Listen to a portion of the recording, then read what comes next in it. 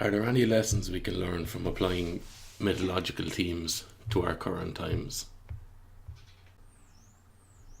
There can, of course, be two answers to this. You could either say, yeah, there's loads to be taken out of it. Or you could say, no, there's nothing to be taken out of it. They're just old stories, and anyone who thinks there is some treasures to be taken out of it are just making stuff up. Today I'm gonna go with the former and assume that there is good stuff to be taken out of myths, and I'm going to continue on using the Nuada myth, the Irish myth. And one of the first striking things you see about it is when you're introduced to Nuada and the company of gods that he comes from and comes to Ireland with. What's noticeable is that it's almost perfectly balanced between male gods and female gods.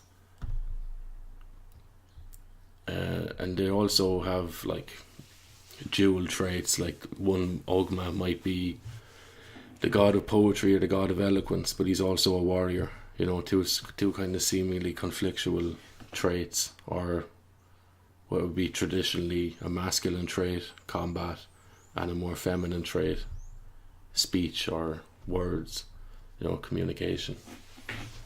And also you have Bridget, who is again poetry goddess, a goddess of poetry. And also one side of her face is said to be kind of very attractive and beautiful, and the other side is said to be not so beautiful. But anyway, I'm going to use that myth and of the balance between masculine and feminine, or male and female, and I'm going to look at the kind of the most obvious interactions between male and female, which is sex. I'm going to look at the impact of casual sex, the rate at which it happens.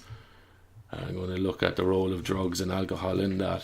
I'm going to look at the emotional after effects of it, if there is any. Regret and casual sex. The standard of sex, I suppose. The difference between casual sex and committed or romantic sex. I'm going to look at the hazards of that. What's actually going on in the body during sex for men and women. I'm going to look at people's desires, what they would like to get out of casual sex before and after, their expectations. I'm going to look at shame as a result of these things.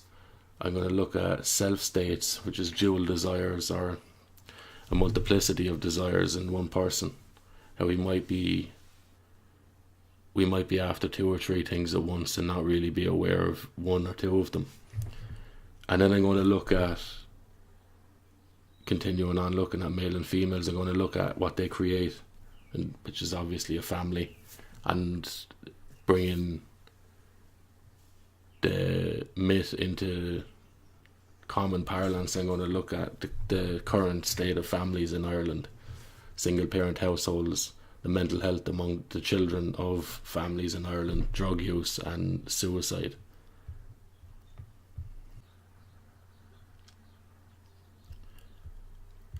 Building on from that now, I'm just going to look over some research papers. Obviously, I haven't read every single paper on this topic. I've just looked for quick cursory glances around studies done on hookup culture, as they call it in America. A lot of the studies are American. I've tried to find Irish ones, but a lot of the time they just defer to American studies as well. So I'm also not making the case that the findings here are the same for everybody on the whole planet or everyone that's experienced these kind of topics, but I'm just going to look over some of them anyway. 2006 study found that students, again it's American students, tended to overestimate their friends' sexual permissiveness. And I find this to be interesting because what it's essentially saying is that everyone is expecting, or they feel that their friends are having a lot more sex than they probably actually are. And especially when you're looking at students, you're looking at late teens, early adults, early 20s, probably the most impressionable periods of anyone's life. You know, where you're more prone to kind of wanting to be included in social pressure, etc. So if you feel that your friends are having more sex than they actually are, it might actually spur you on, or kind of put a bit of pressure on you to kind of get out there and get at it as well, so to speak. Especially when you include the influence of media, especially social media now. Because a 2005 study found that 77% of television programming contained sexual content of some sort. And I'd probably imagine that to be a lot higher, given that's 13, 14 years ago. Again, the same study found that television media is also deemed to be the primary source for information and beliefs around sexuality for emerging adults or teenagers. And again, similar to the first study, where if you believe that your friends are having more sex, or they're more open to sex than they actually are, and also the amount of media you're taking in is kind of heavily laced with sex is going to become a pretty dominant, or a far more dominant idea than it might be if you were kind of stranded on an island on your own, like, you know. Another 2007 study found that early adolescent sex, this is under 16, can be related to depression in some instances. Again, it's not a guarantee that it's going to, early sex leads to depression, but they have found correlations with it. So who's doing what? The 2010 study found that the college students, undergraduate students polled, said that they had double the amount of hookups as first dates. This is, I suppose, is a little bit worrying, like, you know, that there's more people kind of going off with each other than there is sitting down having conversations and getting to know each other first. Kind of putting the cart before the horse.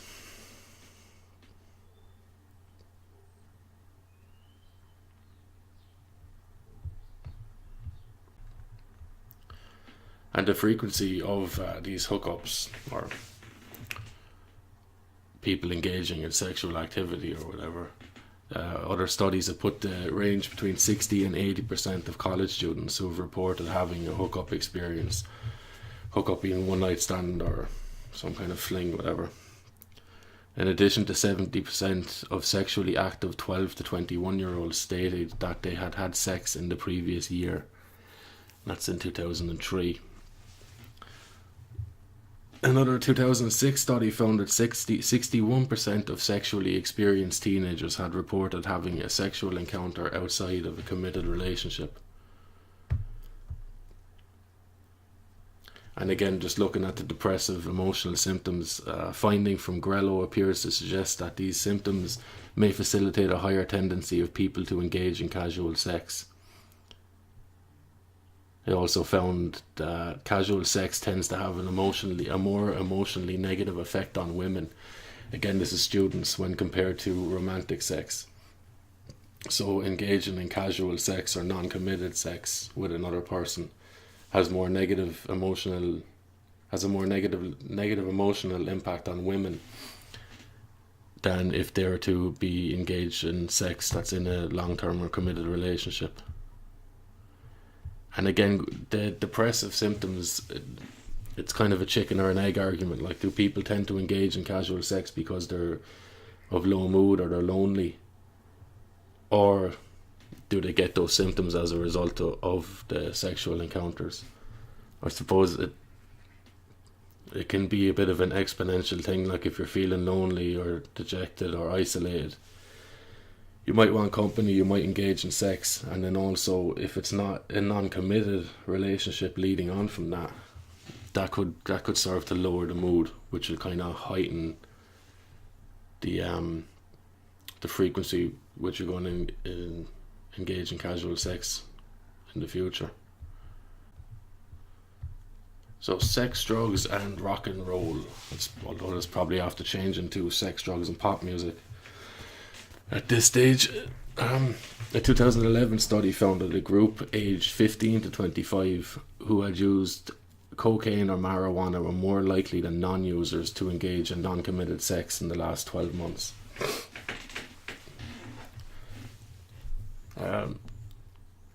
Do the question would be, do the drugs lead to those situations, or does the kind of outlook on life, or the desire to engage in certain kinds of activities or behaviour, are they coupled together? Like, you know, would someone who's more prone to be using illicit drugs be more likely to engage in risky sexual behaviour too? A 2010 study again found that among college students, these are females, 64% of random sexual encounters followed alcohol consumption. And the level of alcohol intake has been linked to the intensity of the sexual encounter. Lower levels of alcohol intake with non-encounters or no sexual activity, and higher levels of intake with penetrative sex. Kind of makes sense. The more alcohol you drink, the more your inhibitions are down. You know, clothes come off. 2011 sample. The study, the sample size is 394 college students. Say that those who would engage in penetrative sex, excuse me, were 600% more likely to engage in the act again over the course of a university semester. Again, it's kind of piggybacking on what I stated earlier, that I suppose once you leave barriers down in anything, it's the same with drugs or drink, really. You know, the more you kind of engage in what could be seen as a risky behaviour, the more easy it is to kind of re-engage in that again in the future.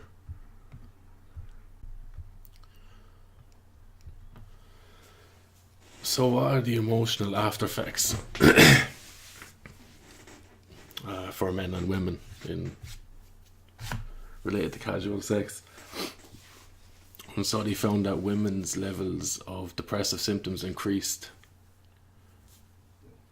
with the number of sexual partners that one had over the course of a year.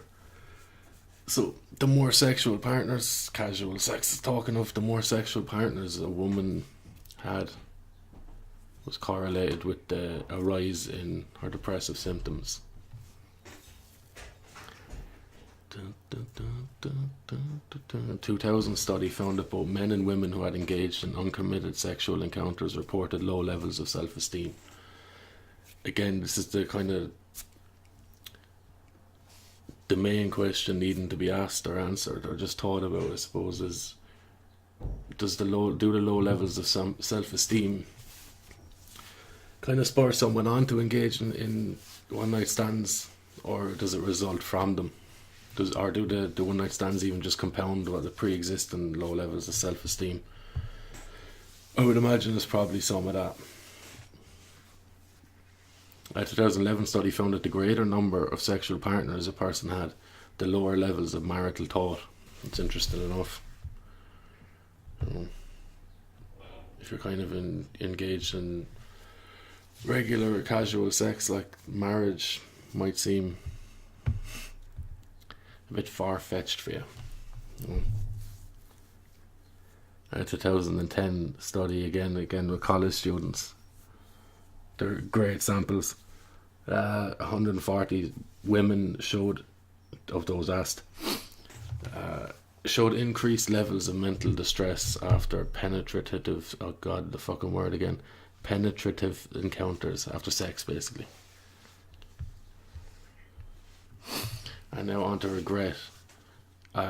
This study was nearly 1,500 students asked about their experiences of casual sex. And 27.1% shared that they had feelings of embarrassment after it.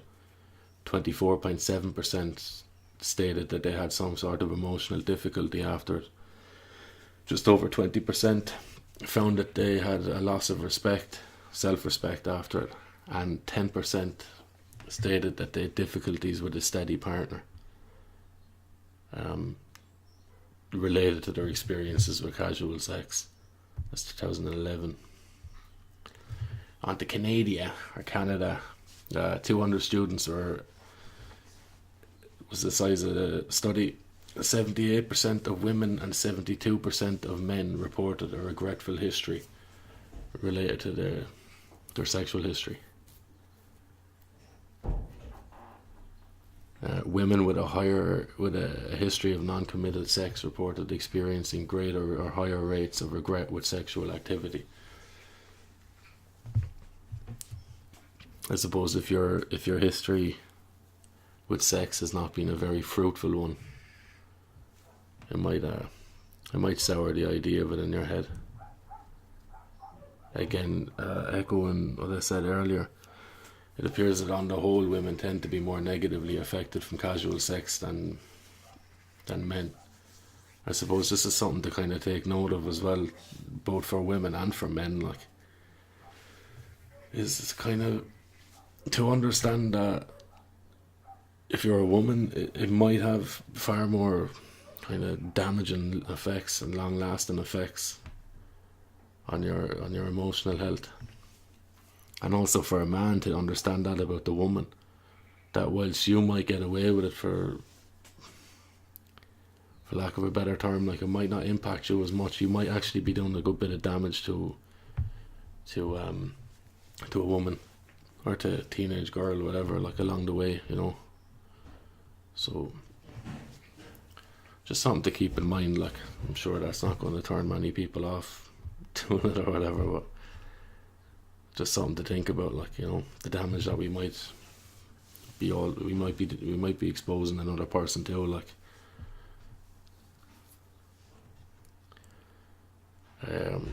let's get this off my screen. A 2010 study, again, over 800 college students, reported 26% of women and 50% of men reported positive emotional reactions from casual sex. So a quarter of women gave it the thumbs up, and about half of men gave it the thumbs up. Again, on the flip side of that, you 49% of men and 26% of women, again, who reported negative emotional reactions to casual encounters. Again, it's just kind of highlighting what I said a minute ago. Like, I suppose for men it's a flip of a coin whether it's going to impact you emotionally in a positive manner or not. Like, but for women, it's a 1 in 4 chance that it's not going to be good for them, or it's going to impact them on them negatively or positively. And then the remainder of the people, men and women in the study, were split, having experienced both positive and negative emotional reactions, which could be confusing. You know, you might be kind of caught a bit. Like, you might not understand, or you might not even really know how you felt after, you know. And this study just compared kind of sexual pleasure, sexual satisfaction between those who engaged in casual sex and in long-term committed sex, hookups and romantic encounters or romantic relationships. The sample size for this is pretty big. It's over 12,000 undergraduate students, men and women, and respondents were asked about the rates of oral sex in their first time hookups and during relationships. In first time hookups, 55% receiving oral sex only. This is for men, compared to a relationship where it was 32% of the time. Men were the ones just receiving oral sex. Again, for first time sexual encounters, 19% women receiving oral sex only. That's reduced to 16% only in relationships.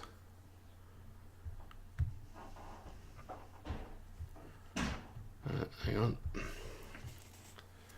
And in casual sex and hookups, men reached orgasm 31% of the time compared to just 10% for women.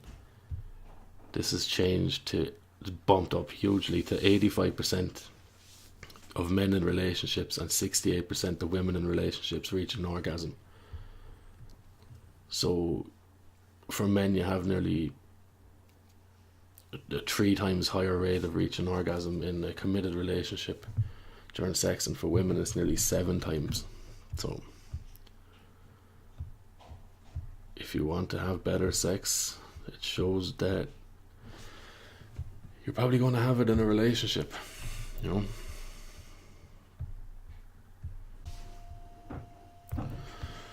know. Some of the, I suppose, hazards related to sex.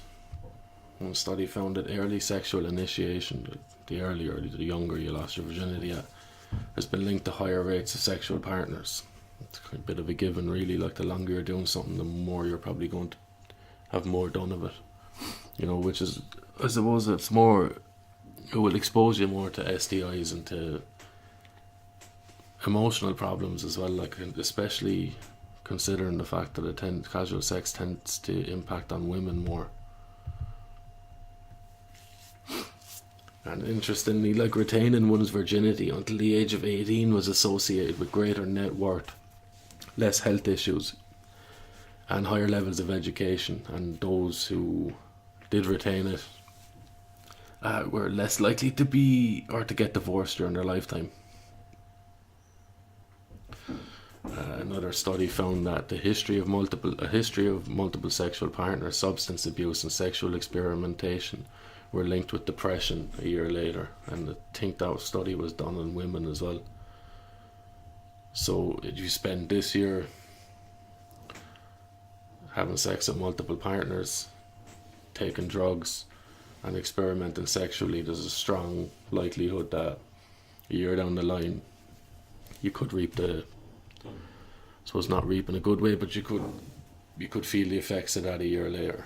And the effects of that were linked with depression. And this one is male specific. It found that early and late entry to the sexual world were linked with performance problems in men. I suppose it kind of makes sense, because if you're young, and just from talking to friends and known people, like the rates of young men who kind of their sexual initiation has been with much, much older women, it's pretty high. Like, maybe it's just the crowd that I'm surrounding myself with, like, but it seems to be pretty high, and something that's not really spoken about, like,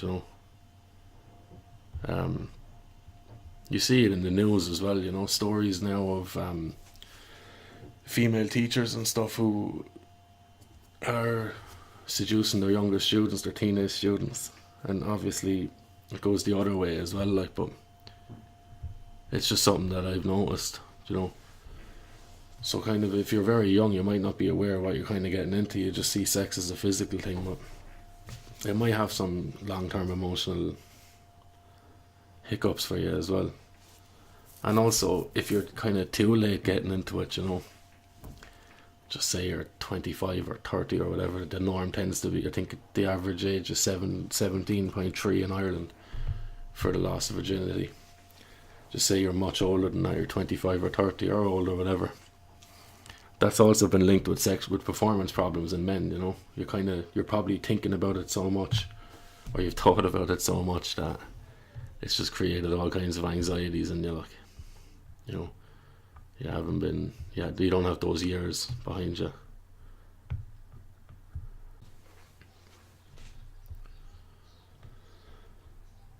Just a small little bit now on, I suppose, the neurobiology, or the hormonal side of sex. And two hormones in particular. One is oxytocin, and it's related to attachment and also to mother-infant bonding. So it's kind of called the love hormone. And it's kind of stimulated in animals when you rub their bellies or when you soothe them in some way. The same with children, being held, being cared for, being looked at, being laughed with.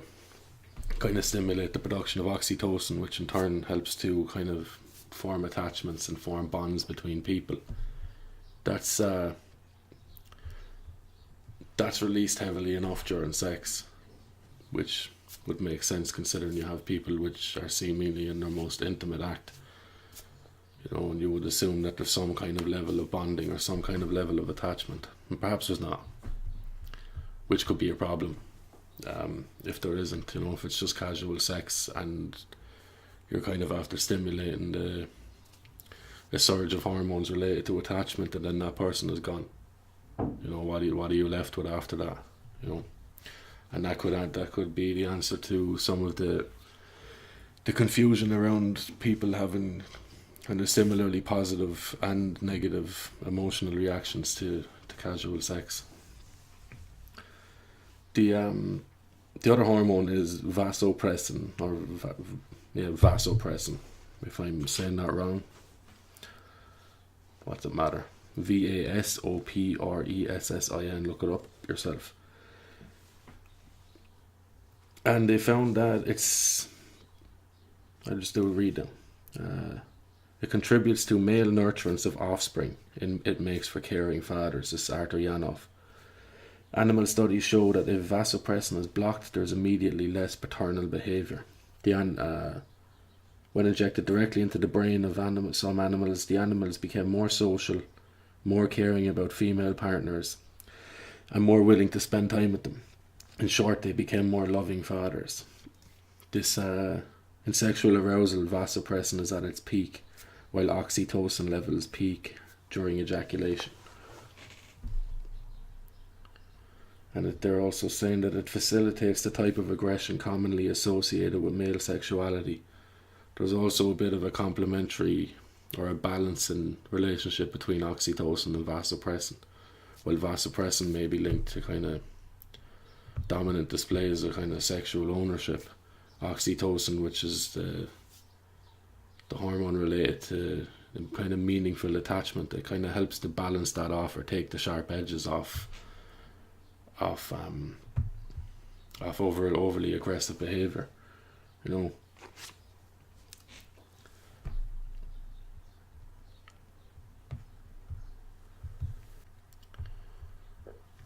This is going to bring us on then to desires. You know, what do you want? How do you know you want it? And do you want something that you don't know you want? Again, back to the studies. One study found that 500 students who had experience with hookups, out of those students, 65% of women and 45% of men had hoped that their hookup would turn into something more romantic, more committed.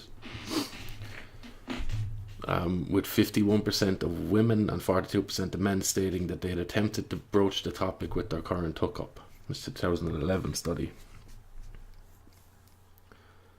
63% of college-age men and 83% of women favoured a more traditionally committed relationship over a non-committed one. They'd rather kind of steady relationship over the no strings attached kind of carry on with.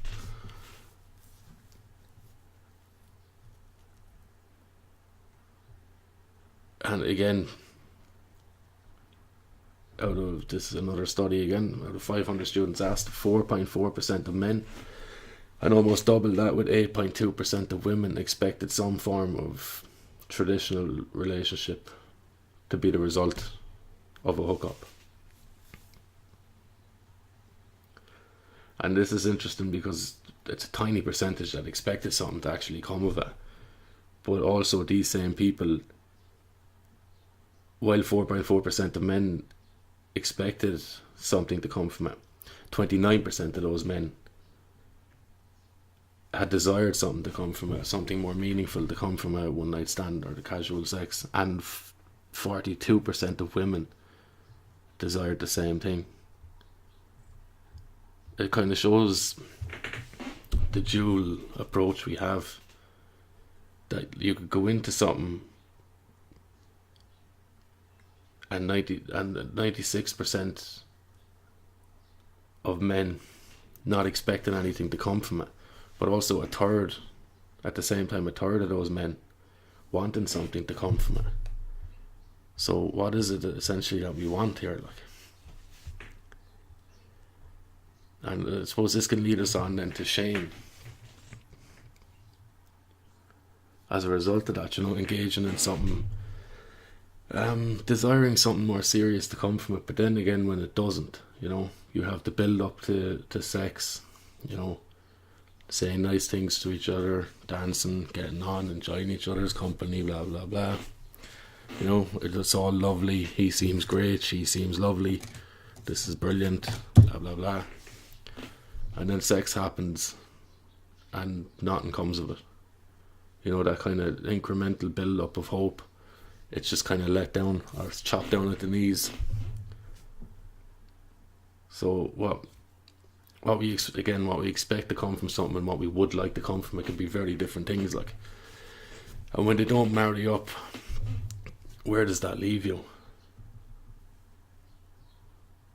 And I suppose we can go one of two ways here. We can admit if we have casual sex and nothing comes of it, even though we kind of might have wanted something to come from it.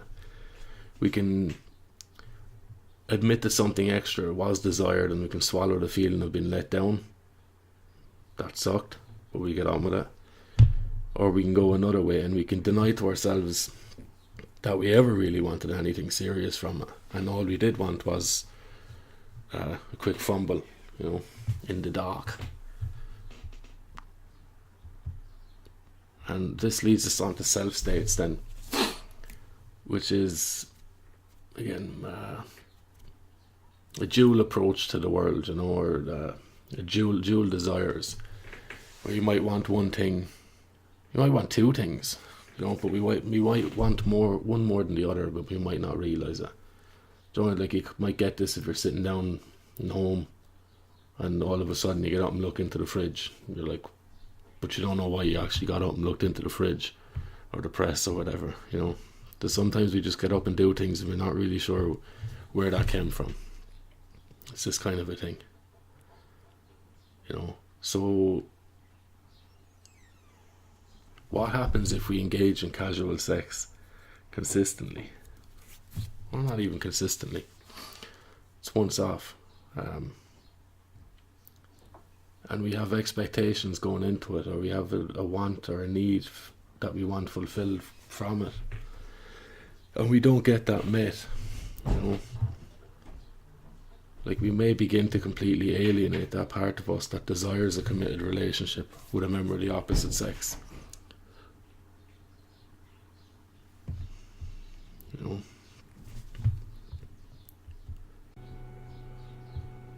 Because, like, it can be very hard to admit that you got let down here, you know, or kind of you went into something blind and you kind of got duped a little bit, you know. You might have been led on to believe that something is going to happen here, something more serious that you might want, and then when that doesn't manifest, it can be kind of very hard to admit, okay, I got had there, or I feel a bit let down there. And what kind of happens then is we possess this ability to kind of write that part of ourselves off, you know. And instead of admitting the harsh reality of being let down or being used, we might go the other way and start to kind of justify our behaviour and say, no, like, it's okay, this is exactly what I wanted, you know. And kind of in order to justify that to ourselves, then we need to kind of show, or to be shown, that our actions kind of back up what we're saying, you know. Again, that might lead on to continuous engagement with that same kind of behaviour that has led to some hurt in the first place. You know, we go back to the study that showed that people who engaged in casual sex were 600% more inclined to engage in casual sex again that same semester in college, you know. And before you know it, like, you could be in all kinds of emotional kind of turmoil, you know, not really knowing what you're doing or why you're doing it.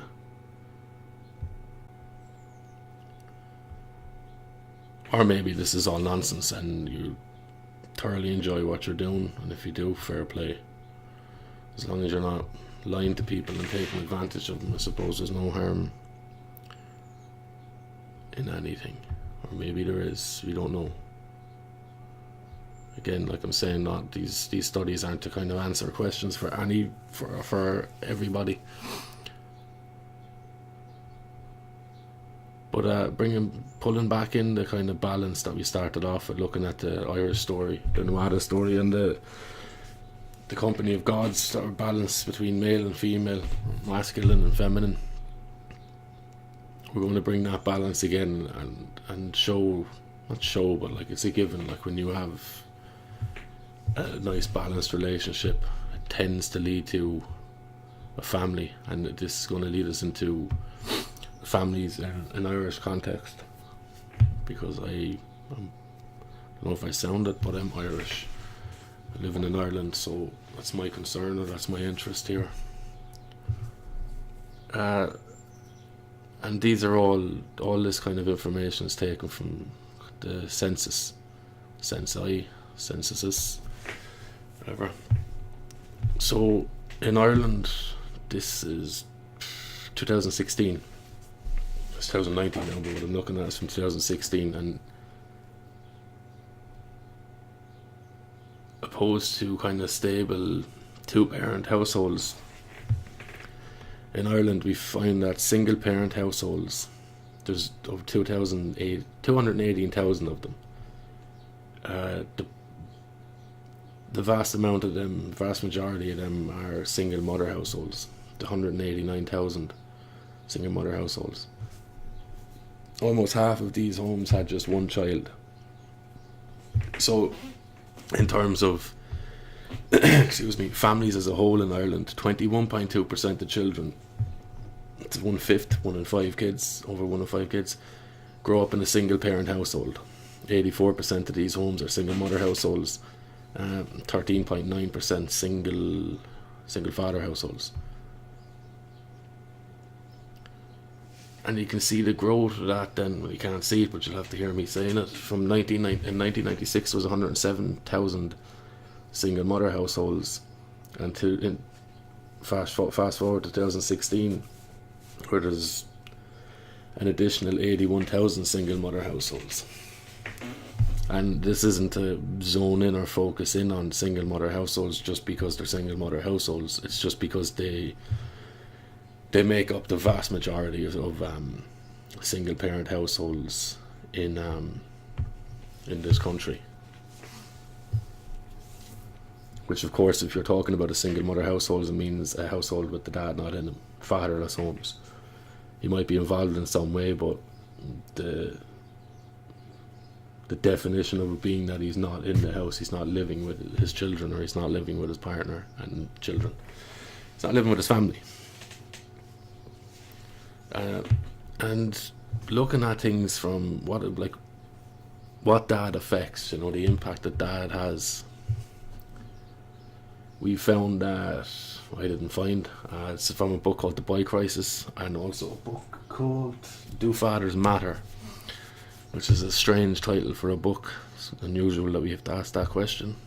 I would think that we just know that mothers and fathers matter.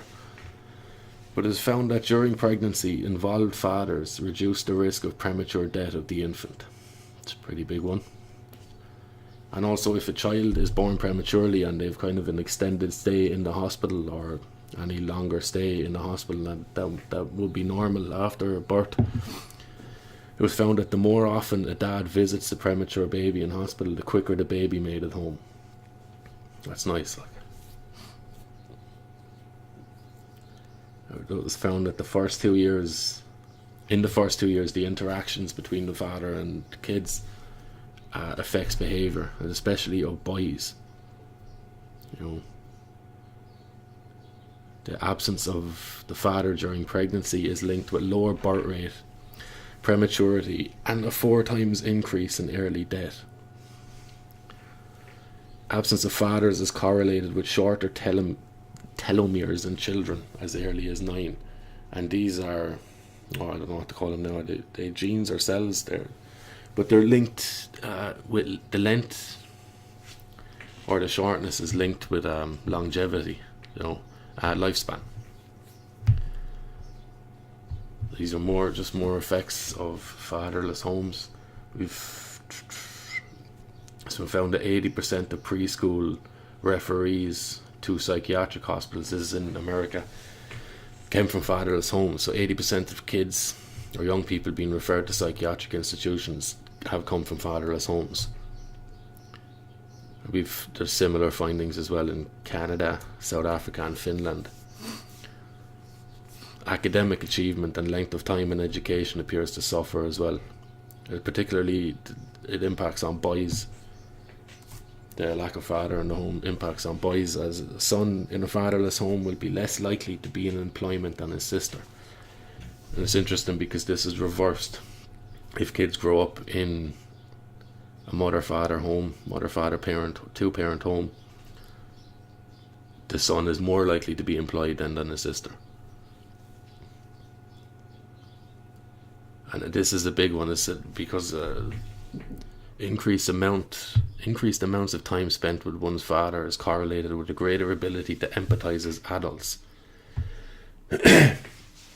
So the more time you spend with your father as a younger person, the greater ability you have to be able to put yourself in other people's shoes and other people's positions as you get older. And this just has like a domino effect on how you interact with people, how you see people, how you view the world, etc. And this is from Man Disconnected, a book by Phillips and Bardo. He found that it's about dinner. It found that the more dinners a teen shares with his family, it lessens the rates of that teen's use of tobacco, alcohol, marijuana, and future drug use. So more dinner time, more conversations at the table, more attachment, more bonding, more of a sense of family and a sense of love, I suppose. It limits or it lessens the future potential for somebody to engage in behaviours that are self-destructive, really. This is more from about fatherless homes. And it's an interesting one. They found that the divorce opens the door for children to hear one parent badmouth another, which could lead to internalized shame of one's masculinity. It's talking specifically about boys. And they found that, again, not all, whatever, but they found that when divorce occurs, the mother tends to badmouth the father to the children at a greater rate than the father does the mother. So if you're a son and you're hearing your mother, who you love and look up to and respect or whatever, you're hearing her kind of badmouth a man, your father, who you're supposed to be part of, you're half your father, Do you internalize that? Do you feel it? Do you develop a sense of shame on your gender, on your masculinity as a result of that? If dad is, as a young person, if dad is bad and dad is a man, but I'm his son, so I'm a man, does that make me bad too? We don't know. We don't really. I suppose you could argue that we don't know completely how kids internalize things or whether they do or not, but you kind of intuitively might understand that, of course, that's a given. Like you always soak up stuff from your environment and draw conclusions from that. Father involvement, or the lack of, has been deemed a more important factor in determining a child's use of drugs than social class, gender, or race and ethnicity.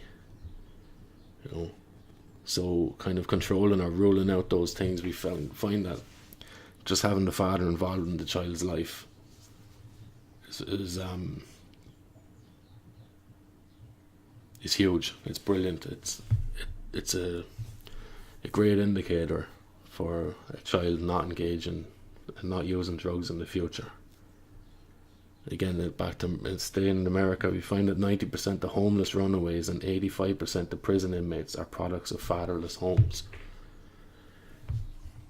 80% of rapists whose primary drives were anger and rage were from fatherless homes as well.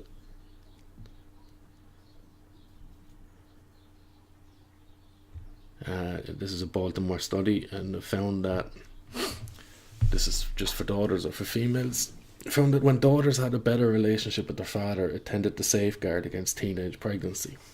I think also, if you're a girl and you're from a single mother household, you're 6 times more likely, I think it's 6 times more likely to become a teenage single mother yourself.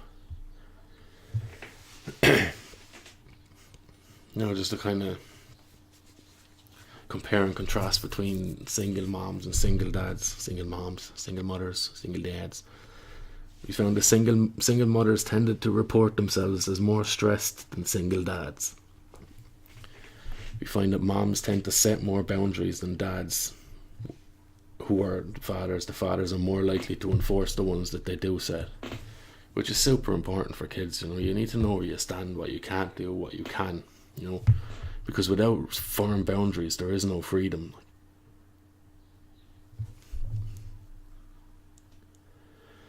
It's also found that children from a single mother home were 2 to 3 times more likely to complain about regular headaches, stomach aches than children from a single father home. Again, it's kind of hard to compare because single father homes tend to be so much less occurring than single mother households, so it's kind of not an unfair comparison, but the numbers are so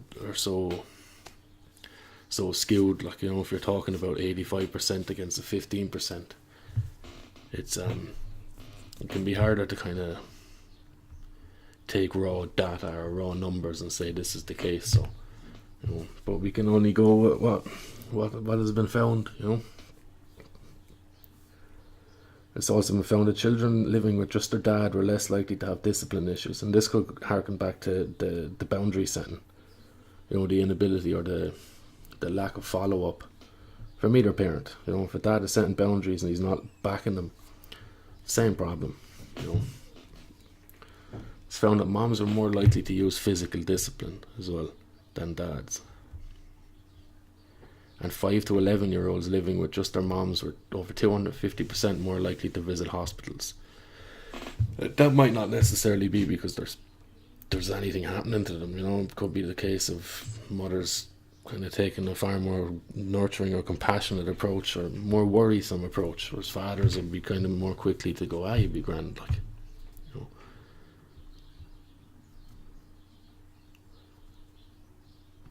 Okay.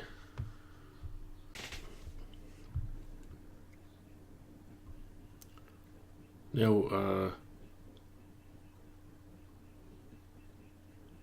just in terms of kids in Ireland, I don't know. Yeah, I'm not going to read over it all, but it's kind of, the findings have been done on teenagers in Ireland, and also who are still in school, I believe. And the results are kind of compared then across kind of kids of a similar age in some European countries. And just this study was looking at the rates and the frequency of occurring of mood disorders, anxiety, self-harm, behavioural disorders, etc. in young people. And the rates are pretty, I suppose you could say they're pretty high, but in comparison to what, and I'll get to that. So you have, for anxiety, you have 1 in 6 who are currently experiencing a mental health problem. You have a third who have experienced one at some stage. 10% are experiencing 2 together, two or more together. And then nearly 5% was experiencing 3 together. It's anxiety, mood disorders, and behavioural problems. 1 in 8 kids have met the criteria for having had an anxiety disorder. Not just a feeling of anxiety, but an anxiety disorder during their life. That could be social anxiety, general anxiety, and separation anxiety. And I suppose whatever your position is on defining these things and diagnosing these things, it's kind of evident enough that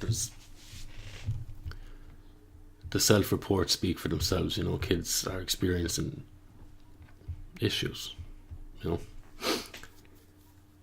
and compared to what?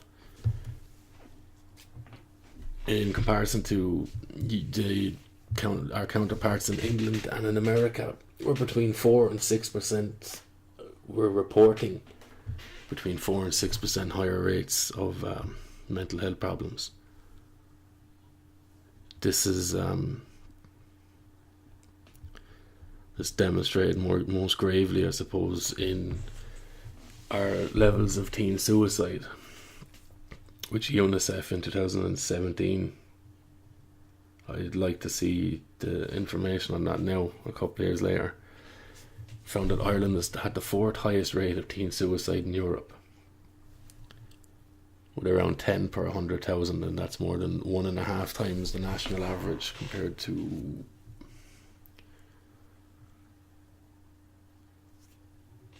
self, yeah. It's teen suicide they're talking about, and it tends to be young men, teenage males.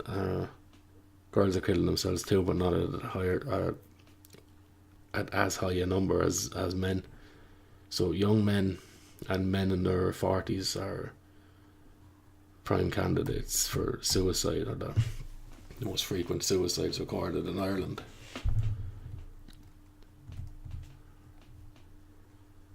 Again, alcohol and drug use. A fifth of these kids were meeting the criteria for substance use disorder in their lifetime. 1 and 2 met the criteria for binge drinking. 3 and 4 lifetime binge drinking.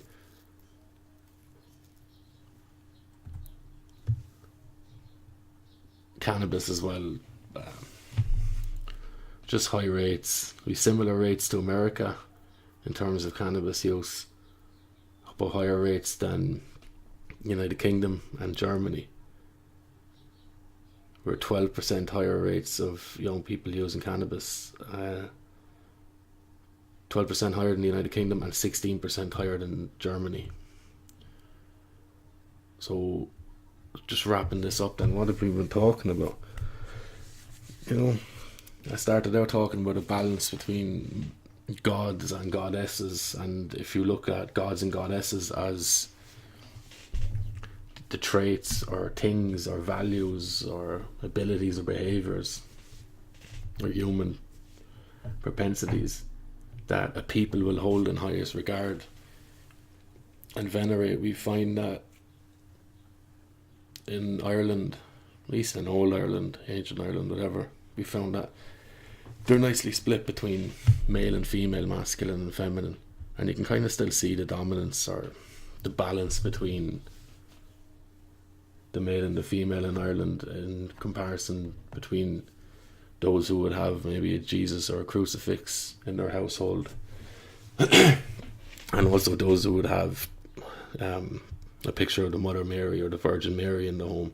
It kind of tends to be split. There's a lot of shrines to Mary. There's also, Slieve na Man, the mountain of the woman or whatever. There's a lot of mounds, burial mounds, which would highlight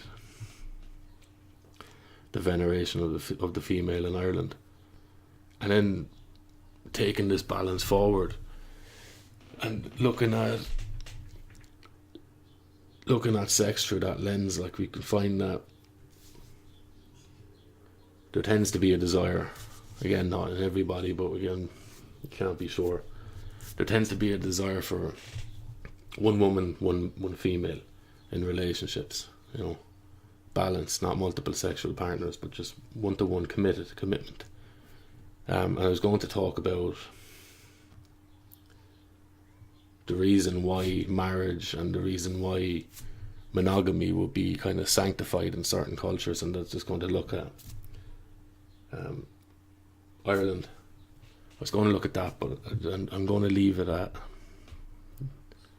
how the kids are doing, the levels of suicide and stuff. I'm going to leave it at that, and I will get to the marriage thing and traditional views of masculine and feminine or male and female. I'll do that in another video. But we led on from the casual sex thing into family structure and family dynamics and how they apply to Ireland today. The question at the start was, is there something that we can take from myths, and is there value that we can take when applying or looking through current culture through the lens of ancient myths? And we found that the myths are balanced between male and female, and we've ended this then by looking at what happens when that balance is upset. The mother's out of the home or the father's out of the home. We've looked at some of the effects that these things can have on children, and I will leave it at that, and I will see you again.